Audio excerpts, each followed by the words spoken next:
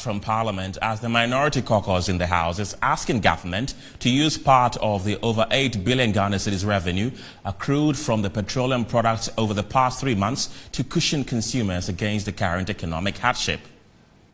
From the PIAC report, in less than 3 months, and I mean just 1 quarter, government has received over 8 billion cedis from our petroleum resources.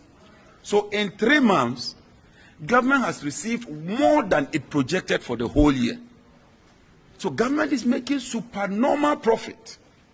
In fact, even the price stabilization and recovery levy, which is supposed to subsidize fuel, government projected that in the first 2 quarters, it will receive 269 million. As we speak, from the Ministry of Finance's own record, government has received about 800 million. And so this notion that government is not making revenue is a fallacy. It's a complete falsehood. Government is making so much money from our petroleum resources. I therefore call on President Akufo-Addo and the outgoing Minister of Finance that they should do something about this price increment. They should sit up and think outside the box and apply these huge supernormal profits to cushion the ordinary Ghanaian. We are saying that the government can apply these supernormal profits to cushion the ordinary consumer.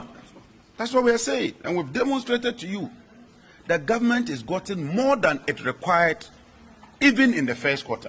We've demonstrated to you that the price stabilization levy, instead of the 260 million, they've gotten about 800 million. We are also adding to the call of President Mahama that the Tema Oil Refinery, as a matter of urgency with immediate effect, should process Ghana's domestic crude. Meanwhile, Executive Secretary of COPEC, Duncan Amo, says COPEC is working to cut down on production, and that can only mean global prices will go up. As a result, they are warning of fuel shortage should the government sit aloof on the prevailing conditions in the petroleum sector. He founded this conclusion on the coming festive season and the importations expected to happen.